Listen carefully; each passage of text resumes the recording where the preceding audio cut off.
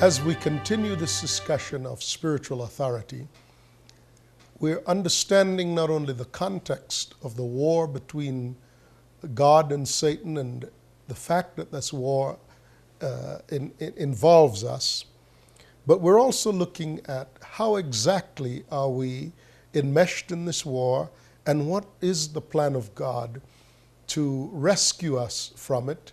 And all of this goes to and sets up the way by which we understand spiritual authority. Let's now turn our attention to how is the enemy waging war against us? How is he waging war against us?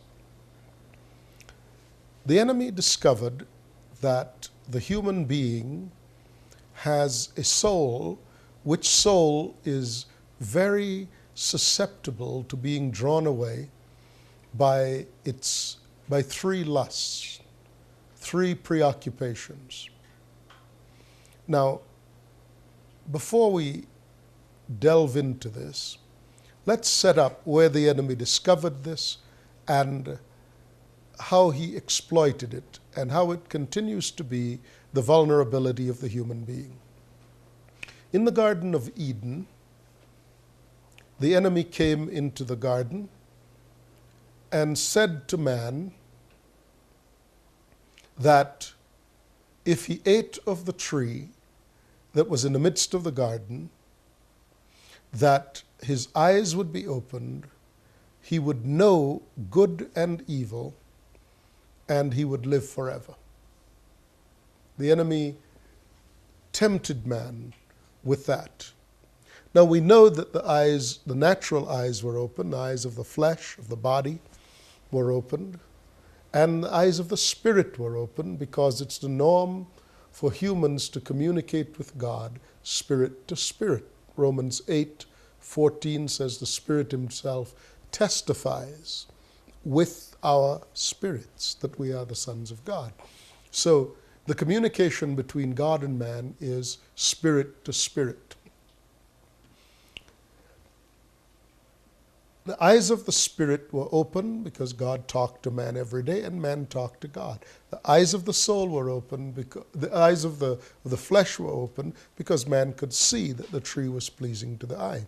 Therefore, it is this, that when the Bible says that God said to man that if you eat of the tree, your eyes will be opened. And when the enemy comes and he tests man and says, if you eat of the tree, your eyes will be opened.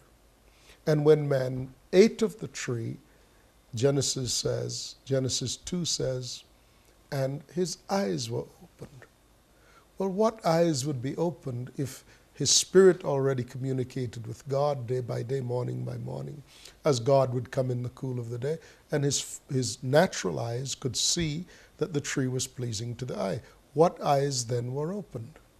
Naturally, the eyes of his soul. The eyes of the soul were then opened. When the eyes of the soul were opened, the human being began to see reality very differently, very differently. Here's how he saw reality. Before his eyes were opened, what thought did he have for what he would eat or drink, or wherewithal he would be clothed? What thought did he have for that? I quoted a scripture in this reference. It's Matthew 6, in which Jesus said, take no thought concerning what you should eat or drink, or wherewithal shall you be clothed.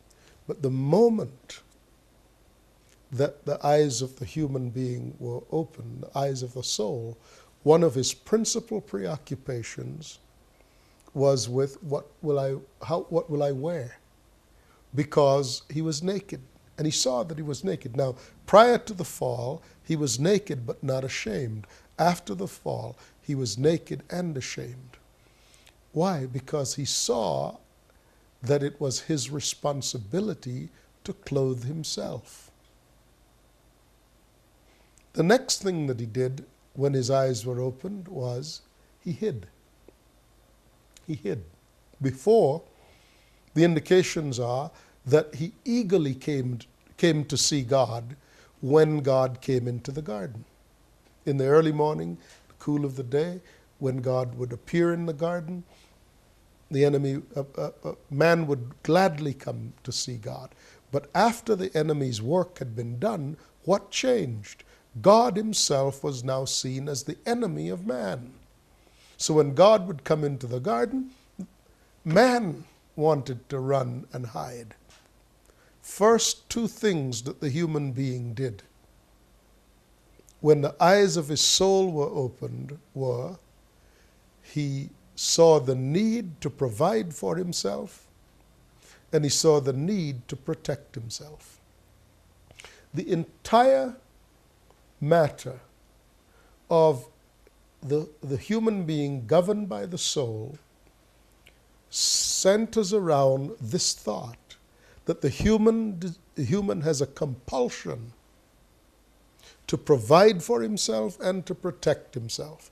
These compulsions are so great, so dominant, that they might be appropriately called his lusts. His lusts. We normally think of lust as being sexual desire. But lust is anything that is the compulsion to which we are drawn. And there are three of these lusts: the lust of the flesh, the lust of the eyes, and the pride of life. Now, the lust of the flesh has to do with your ability to figure out what needs to be done. The lust of the eyes has to do with the limitation of your vision concerning how can it be done. What needs to be done? How can it be done? And the pride of life has to do with I can do it. What has to be done? How can it be done? And I can do it. Because it's not enough to know what needs to be done, and it's not enough to have a vision for it. How can I do it? Even if you know what needs to be done and you have a vision for how it can be done, if you can't do it, then you're stuck. Human beings are addicted to their own provision and their own protection. And they're always thinking about, how do I provide for myself? How do I protect myself? That is, what needs to be done? I need to be protected. I need to be provided for. How can I protect myself? How can I provide for myself? And I can do it. I, whether by myself individually or in conjunction with others, I can do it. Because if your conclusion is you can't do it, then you're in trouble. Then you're in trouble. Then you cannot protect yourself. It means you'll become a slave to somebody else. You can't provide for yourself. It means you have to be subject to somebody else.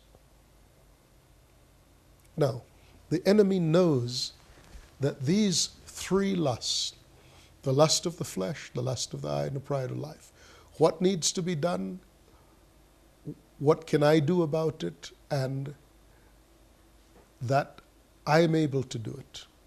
Having analyzed your problem, deciding you can do it. He realized that this is the way that the human being thinks when he operates by his soul. This is the way he normally thinks. So, this is what he does. He forms an entrapment that is based on these three lusts. And this entrapment he calls the world. The world.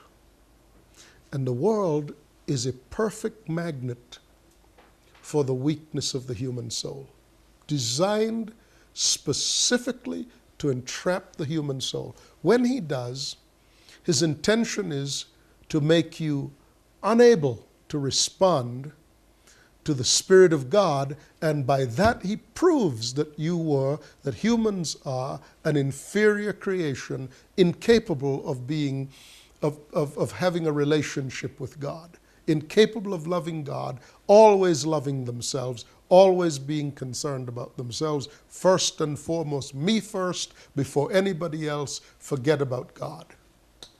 I'll show it to you. Here is what is said in the book of 1 John. This reading will be from 1 John chapter 2 at verse 15. It'll surprise you. Do not love the world or anything in the world. If anyone loves the world, the love of the Father is not in him. For everything in the world, the cravings of the sinful man, the lust of his eyes, and the boasting of what he has and does, comes not from the Father, but from the world. The world and its desires pass away, but the man who does the will of God lives forever. We're told not to love the world. And I said that the world is a creation of Satan. Keep in mind that a long time in this process, a long time back as we began this discussion, we started to talk about how the enemy operates by schemes. Schemes. Now, a scheme is a deliberate intent to take advantage of your weakness, to trick you by coming in and taking advantage of where you're weak. We around the holiday season, about the holiday season time of year, various public service announcements will try to warn the elderly about scams that are going on. And these scams or schemes are always so repulsive to us because we see the scammers, the thieves basically, taking advantage of not only of the weak, of the elderly, but taking advantage of them where they are most vulnerable.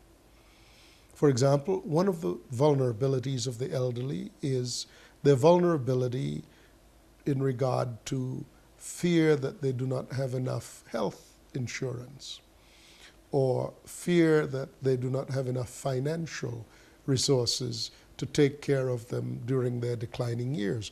And one of these principal schemes is to get the elderly to invest in fraudulent proposals designed to attract them into the belief that by participating in these fraudulent proposals that their financial picture will improve.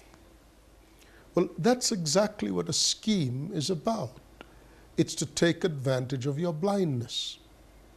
It's not a scheme if it doesn't take advantage of your blindness. When we're blind, we simply don't see it coming.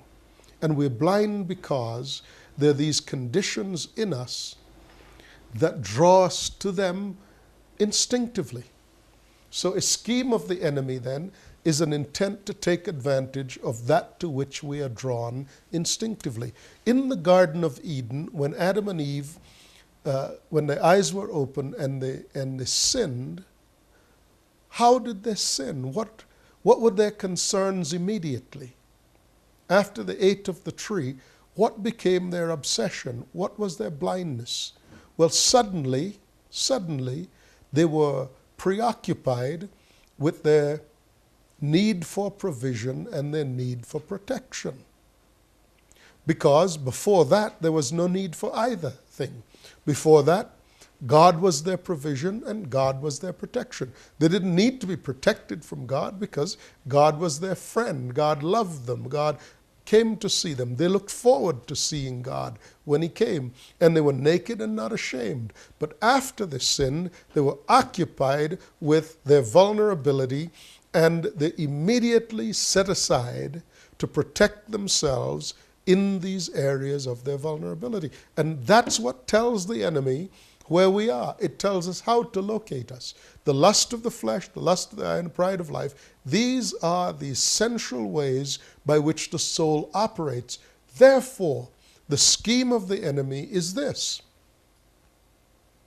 He has created an entire alternative to trusting God, by which the human is induced into not only the belief but the reliance on this as true. It's not true, but it's presented as if it's true. That you have to take care of yourself, you better figure out how to take care of yourself, and you better do it. Isn't that what ask anybody? Isn't this what it's about? If you don't take care of you, who will take care of you? Isn't that the question? So, if that's the question, what are the relevant issues that relate to that? Number one is, how can it be done? Number one is, what needs to be done? Number two is, how can it be done? And number three is, can I do it? Isn't this the norm? That's what the lust of the flesh is, the lust of the eye is, and that's what the pride of life is. What needs to be done? How can I do it? How can it be done? And can I do it? What needs to be done? How can it be done? And can I do it?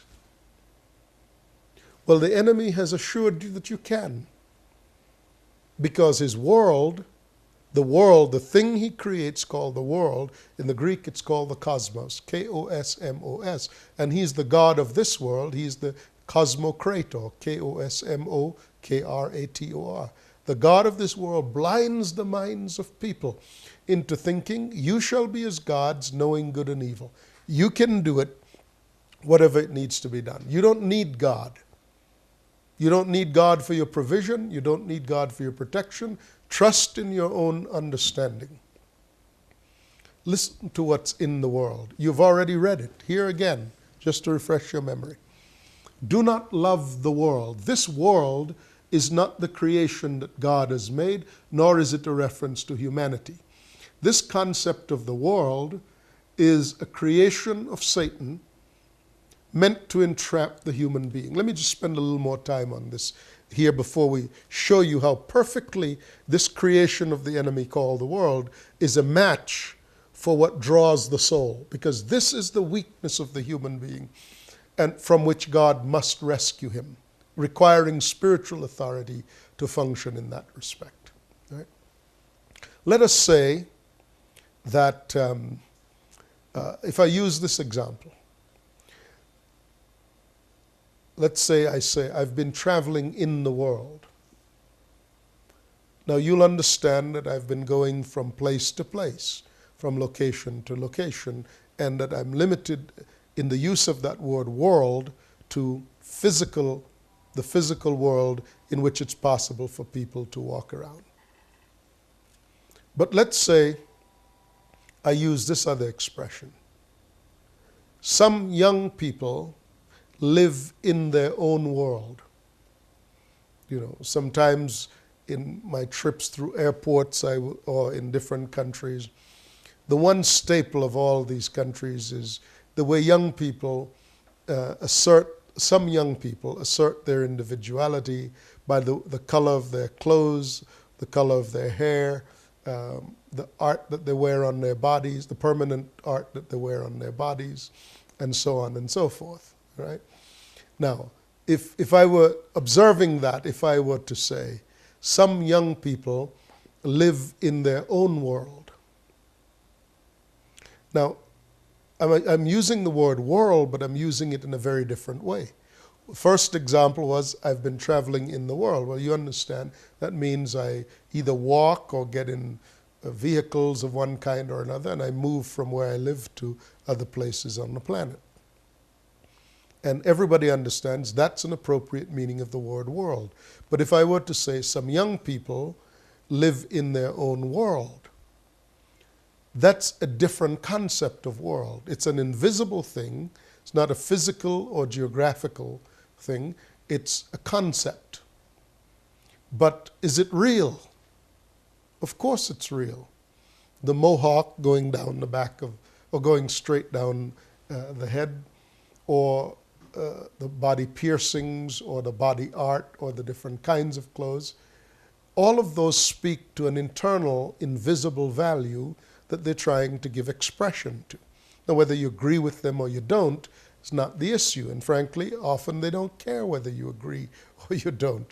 I'm simply using it to show that there is an invisible concept called the world in which people live and in which they participate, and their physical and external behavior and conduct or appearance reflect the reality of this invisible world. In the same way, then, it is possible, and the Bible does in fact use the term world to describe Satan's entrapment of the human being. And it's different from when the scriptures say, "For God so loved the world." So the same author, John, in John 3:16, could say, "For God so loved the world," a reference to humanity. And in 1 John chapter 2, verse 15 could say, "Do not love the world." And in the Greek, it's the same word, cosmos. But just as you are able to distinguish between my usages of the word world in reference to travel and in reference to an invisible but very real concept in which some young people may live, there's not any different. So God loves people, God owns the geography, but there is an arrangement of systems that promise us provision and protection, and our control of those means of our provision and our protection that Satan has in fact produced. And that concept is a valid use of the term world. I will show you this now. There it says, "For everything in the world," I'm reading from 1 John chapter 2, verse 15, where it says, "Do not love the world or anything in the world." He goes on to say, "If anyone loves the world," so first you see there's the world and there are things in the world. "If anyone loves the world, the love of the Father is not in him. For everything in the world," here are the things in the world, "the cravings of the sinful man," if you like, what has to be done? What do I have to have? What has to be done? "The cravings of the sinful man, the lust of his eyes, and the boasting of what he has and does comes not from the Father but from the world. The world and its desires pass away, but the man who does the will of God lives forever." Quite literally, in this passage, the world is described as a creation of Satan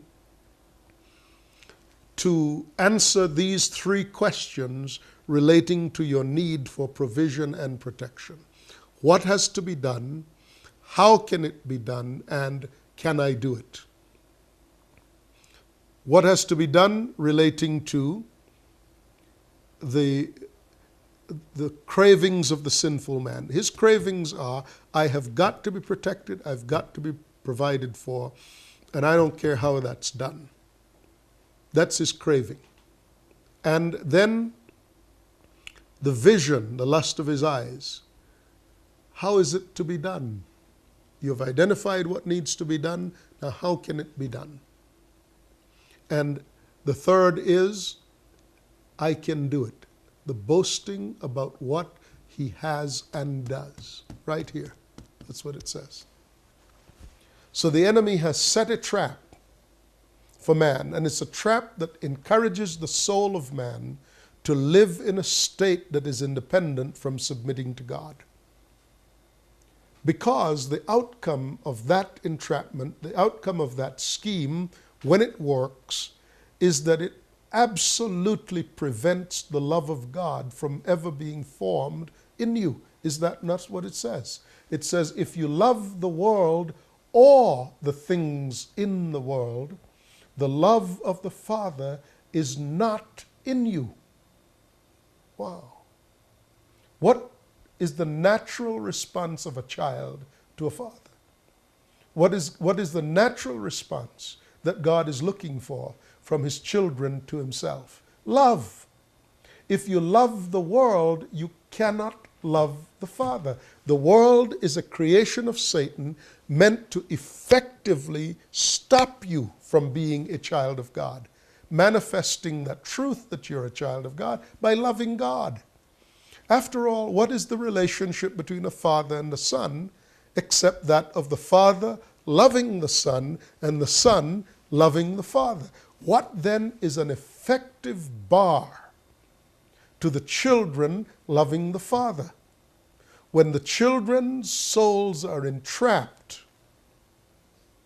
in the condition of what I can do for myself apart from God, then you cannot at the same time love God. It's impossible to love God and be governed by the lust of your flesh, lust of the eye, and the pride of life.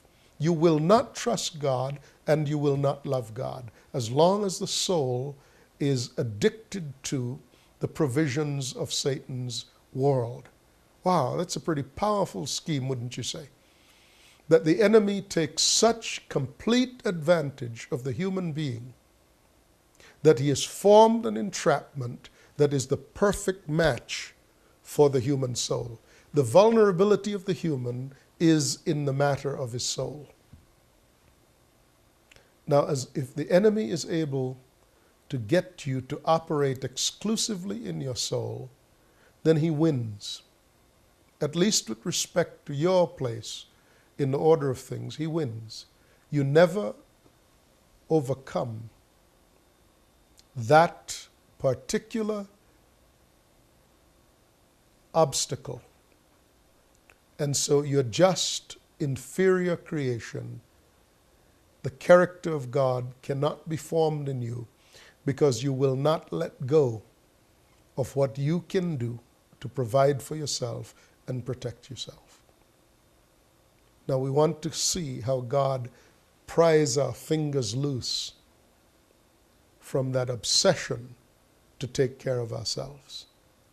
And so the next message will be a continuation of this discussion of spiritual authority, how God acts on our behalf, not only to defeat the enemy, but how he acts on our behalf, to cause us to change the very foundation of our natures to where we become the children of God. I'm Sam Soleyn. God bless you. And I'll see you the next time. Bye-bye.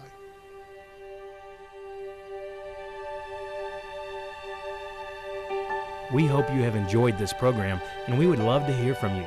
Please address all correspondence to Sam Soleyn, Post Office Box 93937, Albuquerque, New Mexico, 87199-3937. Or for more information and resources, visit our website at www.soleyn.org.